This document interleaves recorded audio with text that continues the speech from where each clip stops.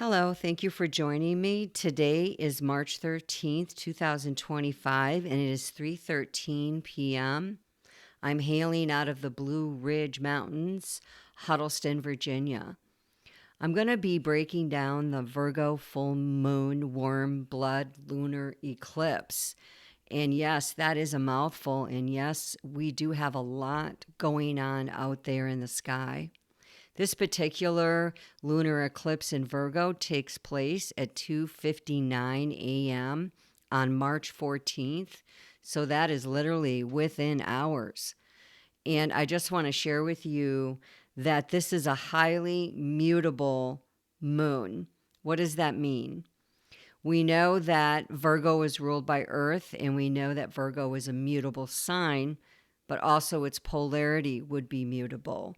And we have a stacked conjunction of Saturn, the Sun, the North Node, and Neptune, all in Pisces, opposite this Virgo full moon. And what I want to do is kind of just go over first, what are lunar eclipses? What are those? What do they represent when these times come around? And I like to look at the deeper esoteric perspectives. I also see these lunar eclipses as powerful moments of emotional and spiritual revelation. Times when the veil between the conscious and the subconscious thins. And here's a quick breakdown. There's an emotional accumulation that occurs with lunar eclipses during a full moon. It's already a very high peak in emotional energy with the full moons. We've got sun opposite moon, so the solar power opposite our instincts at 180 degree, not the easiest type of energy to contend with. So we're being asked to release with these full moons so we can move on from the lesson that it's trying to teach us. So eclipses will bring intensity, and often those hidden emotions and subconscious patterns come to the surface. It's a time of culmination where these long simmering feelings can no longer be ignored. The Earth's shadow obscuring the moon symbolizes the shadow self. So those aspects of ourselves that we tend to repress or deny and quite possibly act out in ways that aren't the highest, just because we're not dealing or processing, getting emotional regulation. And so what we're doing is we're sending all that energy out because the body will want to deal with it in one way, form, or another. So often this is what we see, high intense moments. So this releasing and transformation is being called potent times for releasing old patterns, habits, and emotional baggage. With lunar eclipses, we're changing seasons and we're moving into a new cycle. And what's important to understand is portals have been said to be open at this time. There are times where themes will last up to 6 months within a person. So it's really great to get a transit chart reading when we have these highly, highly emotional, amped up portal opening moons. Now, I know what you're thinking. Virgo isn't emotional, right? Virgo tends to be more ruled by that intellect, which is Mercury, its Lord. But when we have these oppositions going on, especially with the full moon, we have to look at the polarity sign, which of course is Pisces. And Pisces is the highest water sign within the chart, and it's highly mutable. And Pisces is ruled by Neptune. And as you can imagine, Mercury and Neptune are quite two different expressions. So Neptune being the polar might be bringing a little bit of fog, might be bringing a little bit of confusion. Neptune brings us outward, high up out of the intellect, way above to the ether, where we have the ability to take our fantasies and imaginations and creative projects, and then Virgo helps you bring them down to earth to make them practical and real. Its polarity of Pisces, of course, is Virgo. So there's this axis going on between these two energies right now. And I got to tell you, that is not easy energy. Virgo wants us to focus on 6th house themes, which are acts of service. It deals with analysis and details about how are we going to, in a practical way, put our energies down in a clean way so we can be of service. So it has to do with the processes and the habits, these daily routines that want to be refined and perfected. It also wants to deal with our health and well-being, as Virgo is our digestion. Virgo rules digestion and nervous system. It's an opportunity to address imbalances here and make changes to our lifestyle. Virgo is the virgin, symbolic of purification, symbolic of wanting things clean. So Virgo is associated with this, and the eclipse is it's asking us to declutter our lives, both physically and emotionally, release toxins that are holding us back. Virgo's analytical nature, heightened at this time, helps us to discern and helps us to know, okay, what is truly valuable and what's no longer useful. What do I need to let go? Because we need to look at the natural flow. And after the 6th house, of course, comes the 7th. And this is Libra's territory, where Venus gets involved in ways of love, beauty, magnetism, relating, also tied to Taurus, Venus, which is our money, our security, our pleasures. So there's this balance here that's being asked to be looked at. And Virgos are known to be the perfectionist sign. And they can have this tendency to want to have everything in order and everything perfect and everything brought into the light all at once because, hey, we need to declutter. We need to see the dirt and everybody needs to know about it. When you add Mercury here, its Lord, now it's able to communicate with other people. Highly energetic exchange planet, Mercury, and it will speak.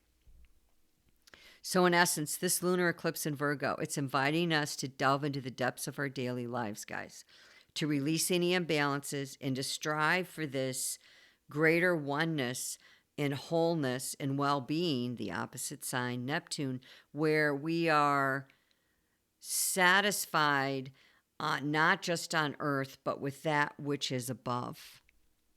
So with this being so mutable, we've got adaptability coming into focus. We've got transition. We've got movement here. We've got flexibility, open-mindedness. We've got dissemination, where we're supposed to take these energies and go out with them. And we also have, with mutable energy, highly changeable energy. Okay? Sometimes this can be a challenge for people who have heavy mutable charts. They don't know which way to go. They're like, should I stay or should I go? Mutable signs encompass Gemini, which is air, Virgo, which is earth, Sagittarius, which is fire, and Pisces, which is water.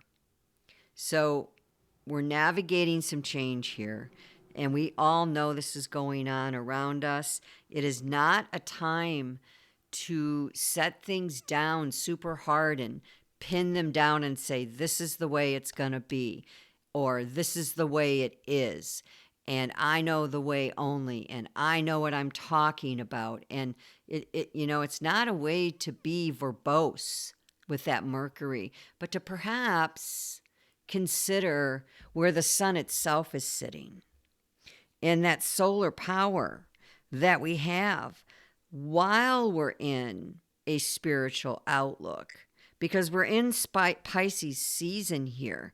And this is super important to remember. Now, I want to go into these outer planets here really quickly, because the outer planets are the longer events, longer themes, and they're the planets which set the trends, and that would be Uranus, Neptune, and Pluto. So Uranus is the lord of Aquarius, the 11th house, which is indicative of sudden change. It's the higher octave of Mercury, by the way. Important to know that. This is rebellion, innovation, liberation. It disrupts. It disrupts, guys. It brings unexpected events, awakenings, new possibilities. So that's never easy. And we're certainly see this as it's prepping to get out of Taurus and move into Gemini. We see innovation and originality, rebellion and liberation, sudden change, awakening and enlightenment. Uranus wants to reveal hidden truths and expand our consciousness. It's going to advance this technology. It's going to progress it because it's linked to technology, service, and progress. And it represents where it's trying to push boundaries out and go to new frontiers. Uranus takes 84 years to orbit the sun, so it's going to spend 7 years in Gemini. It transits through the zodiac, bringing significant shifts in collective consciousness, societal trends. And because of the length of time that it resides in a sign, it affects more generally and a generational influence rather than a personal daily one. So it's not something that you look at like every day unless it's making a certain aspect. And you would know that by looking at your Uranus transits coming up. So you can see what house it's going to be in. You can see how it's going to impact your blueprint, and you can see the greater lessons. And I got to tell you, doing that, no matter who you choose as an astrologer, it would be an honor to serve you. But no matter who you choose, it really helps you to understand where you're going to see these types of things going on in your personal life. Like, how will this affect me if it's way out there? Very valuable to know for these outer planets. So currently, Uranus has been in Taurus since 2018. It's going to be there till July 7th, 2025, moving into Gemini. So when we have a planet moving pretty close now towards going into another sign, it starts to do what we're seeing in the outer world. While in Taurus, it has been shaking up. Taurus is ruled by Venus, its lord. Venus is also our money. So we are seeing values, finances, and our relationships to them and others on the earth causing disruptions in established systems that are related to our resources and our general sense of security. Is that going on right now? Yes, it is. So take heart. Take heart here. It's going to move into Gemini. It's going to be rough for a year. We're going to see a lot of verbal communication regarding the themes of Uranus. Okay? Times of change. We're being called to evolution, and we're being called to adapt to new realities. All right, let's go into Neptune. Neptune is the planet of dreams, illusions, spirituality, and the collective unconscious. Neptune takes 65 years if you're counting the retrogrades and its ingresses and its outer movement, out of bounds movement. And it rules the 12th house, which is a highly subconscious house. The world of imaginations and the world of dreams. Illusions and delusions here. Neptune can create these fogs and just not knowing what to do, where to go, not seeing things clearly, and being so spiritually minded, you're no earthly good. So, difficulty in discerning this fantasy from fiction. And it also represents escapism and a desire to avoid these difficult truths that we must look at. It also rules spirituality and mysticism. It also rules dreams and imagination, empathy, and compassion. So Neptune takes 14 years to go through a sign. So its transits are going to influence that generational trend and collective consciousness more in individual lives. Look at where Pisces has been in Neptune in your chart. It's been there since 2011, and it will be there until 2026 when it ingresses into Aries. And the transit here has intensified the themes of spirituality, mysticism, and the collective unconsciousness. We've seen a huge creative expression in this area in arts and entertainment, and of course with AI. So while in Pisces, Neptune has brought this increased sensitivity, high compassion, but also there can be deception and there can be confusion. This is why Neptune needs its polarity of Virgo to ground that mutable energy in a place that it's going to be the most beneficial. There's a strong pull with Neptune towards unity and the dissolving of personal barriers. I think that we have really seen social media and online communities at times blurring the lines between reality and virtual reality. And this is what Neptune has been doing. It's really amped up this increased awareness of using AI, which really isn't real, is it? It's kind of like imaginary. We really can't put our hands on AI. It just is algorithms, and it is ones and zeros. It is the matrix of things. So also with Neptune, a big increase in mental health issues and mental health awareness. And we've certainly seen how the fog and the delusion is being blown away of the whole over medicating people that had no business of being medicated in the first place. I'm an advocate for medications when they make sense, and I'm an advocate for using these SSRIs and antidepressants and things like that when it makes sense. But we've proven pretty clearly now, as the fog has been blown away, and Virgo has said, wait a minute, this isn't right. So consequently, we're seeing a lot of people that were born in the 60s that had Pluto and Uranus in Virgo, now matured and, older, they're living these themes of wanting to bring a clarity to the overbalance of stimulants and the overbalance of Neptune are going too far out and being in a fog all day and not being able to manage our mental health. So Neptune transits remind us there's more to life than the material world and that we're interconnected on a deeper level. But we also need to remember with this full moon, it's being pointed that we need to ground.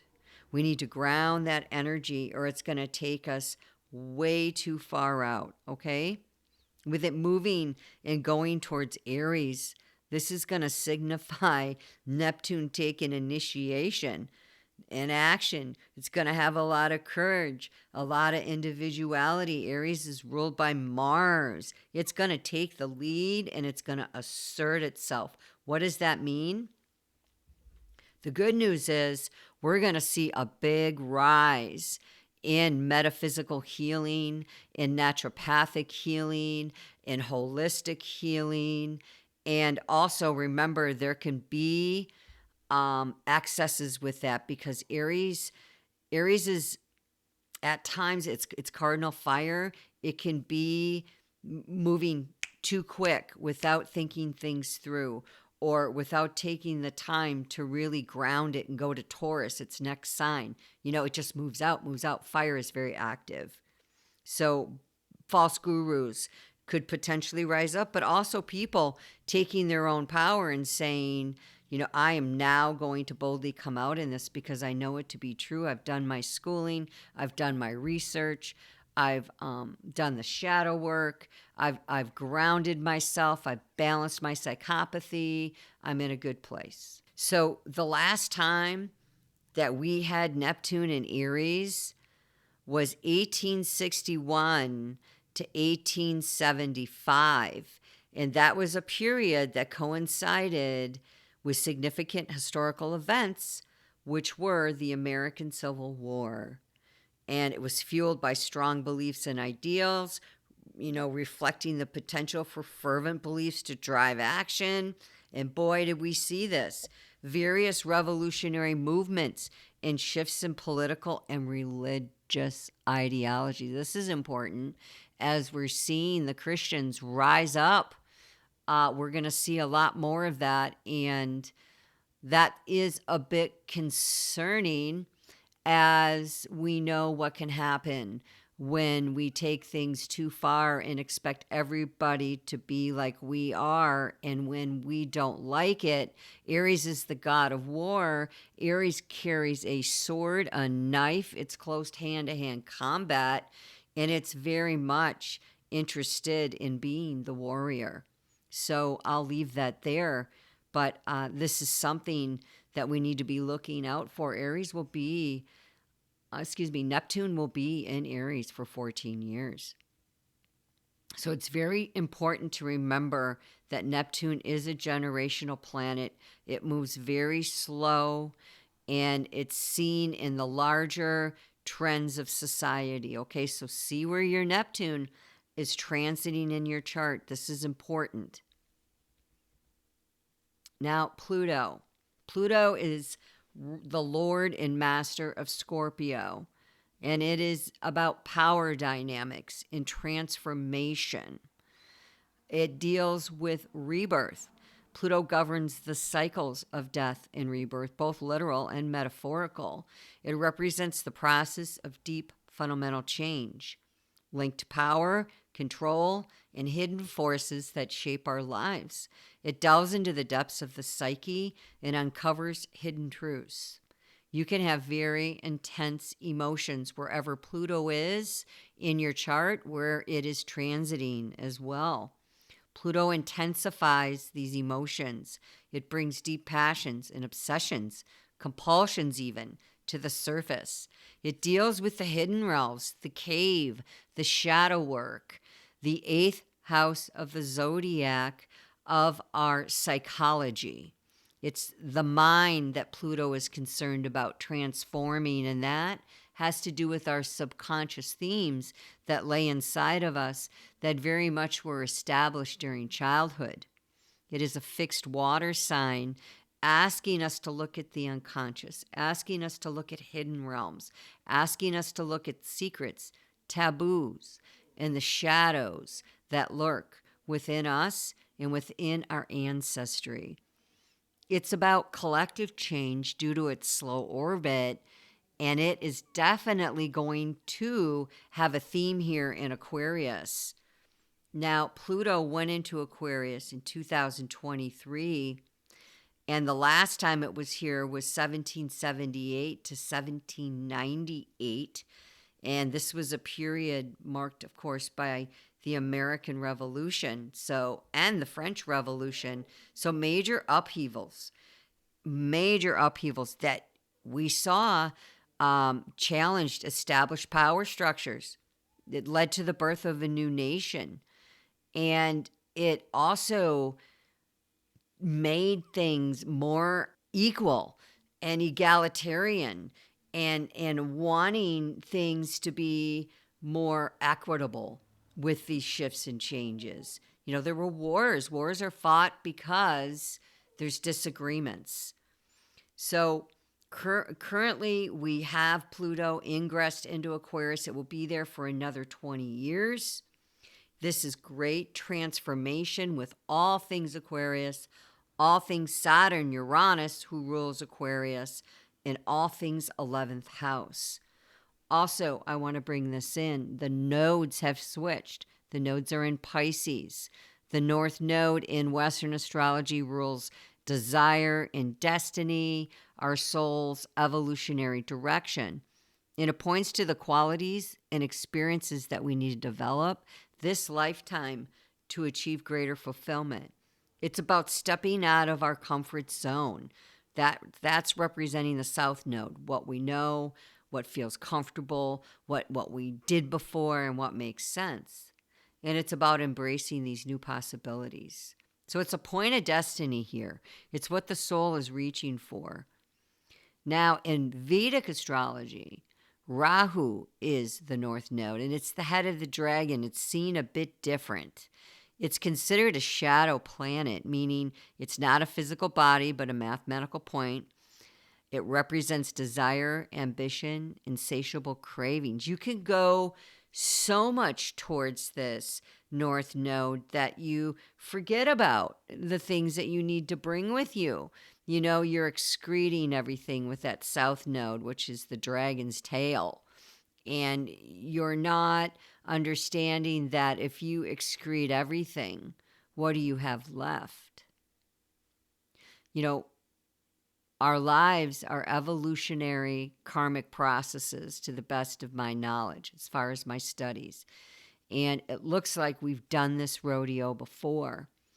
And it looks like that stays in our soul, which is our sun, which is our solar power fire that came into your body when you were born.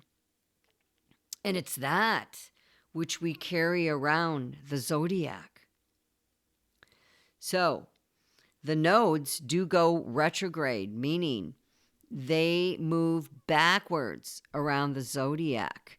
They do not move forward like the planets. They move backward, and they travel in pairs 180 degrees opposite each other. It takes 18.6 years to complete a full cycle. So every approximately 17, 18 months, they shift. So when they're retrograde, they're actually moving forward. So currently, the nodes are in Pisces, and the North Node is in Pisces, and the South Node is in Virgo. So you can see the challenge here with the full moon lunar eclipse in Virgo highlighting what we need to release, and the North Node in Pisces. And Virgo, we're being asked to move towards that North Node and to see things from a different perspective. And Virgo may have a hard time doing that because Virgo is deeply concerned with Earth.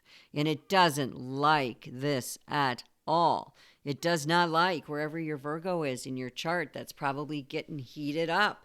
You know, a lot of anxiety could be there. Mercury rules that digestion and nervous system.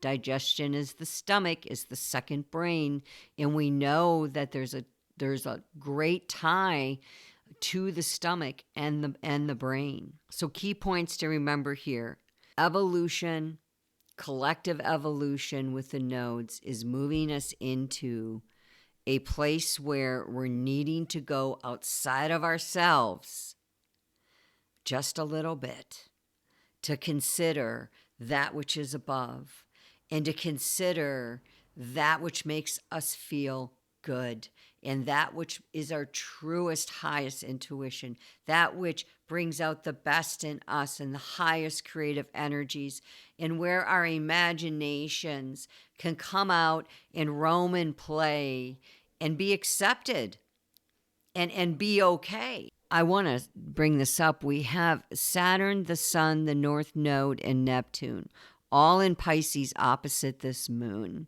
And the Sun in Pisces is going to represent that core identity, our vitality, our sense of self. Pisces emphasizes sensitivity, compassion, and a connection to the spiritual realm. With the nodes being there and the Sun being in that cycle, and it being a lunar eclipse, we're really being asked to put some structures here with Saturn sitting there.